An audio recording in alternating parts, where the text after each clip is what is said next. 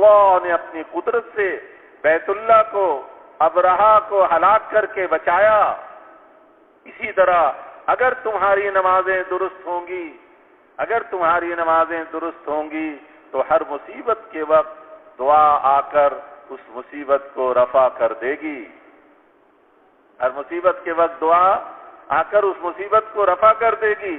آج کی مسجد اس ترتیب کے نہ ہونے کی وجہ سے کمزور ہے، ہماری مساجد کمزور ہے،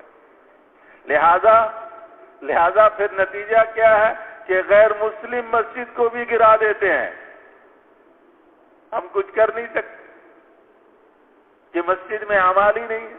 اگر مسجد اعمال اور ترتیب کے لحاظ سے درست ہو تو وہ تمہارے بازار کو بھی گرا نہ سکے جائے کہ مسجد گرائے۔ ہمارے چینل البیانات ٹیوب آفیشل کو سبسکرائب اگر کریں ہمارے اور اعمال بیل ایکان پر کلک اور کریں۔ ہماری ترتیب درست ہو، ہماری محنت درست ہو تو ہمارے بازاروں کو بھی وہ نہیں گرا سکتے، تو مسجد تو دور کی بات، آج تو وہ مسجد بھی گرا دیتے۔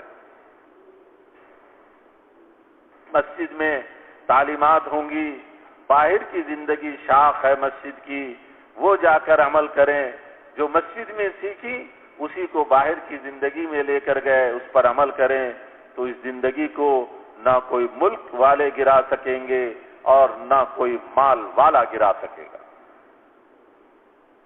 جس مسجد سے تعلیم لے کر اس کے مطابق باہر کی زندگی گزر رہی ہے، اگر بمباری بھی ہوگی ایسی مسجد پر تو دوسروں کی کوٹھیاں گریں گی، اس کی مسجد اور اس کے جھونپڑے محفوظ رہیں گے۔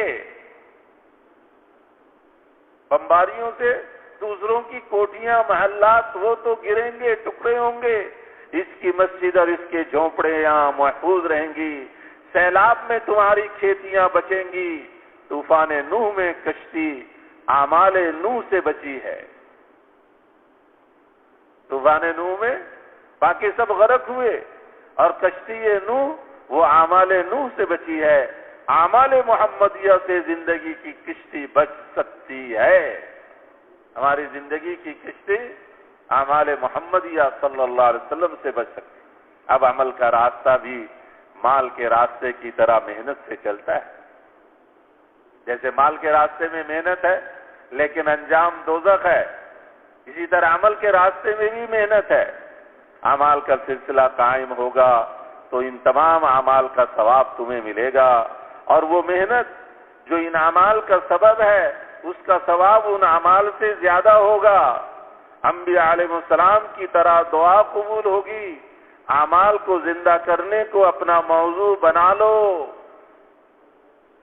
اعمال کو زندہ کرنے کو اپنا موضوع بنا لو، نیت تو کر لینا انشاءاللہ کہ ہم اعمال کو زندہ کریں گے، یہ ہمارا موضوع۔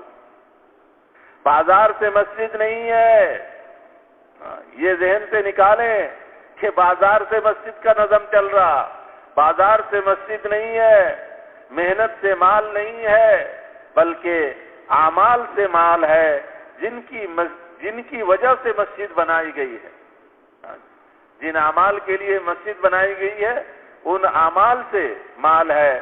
ایسے ہی دین کا وجود محنت سے ہوگا۔ قیام دین اس میں ہے کہ مسجد کے اعمال کے لیے تیار ہو جاؤ، مسجد کے اعمال کے لیے تیار ہو جاؤ۔ تیار ہے نا انشاءاللہ؟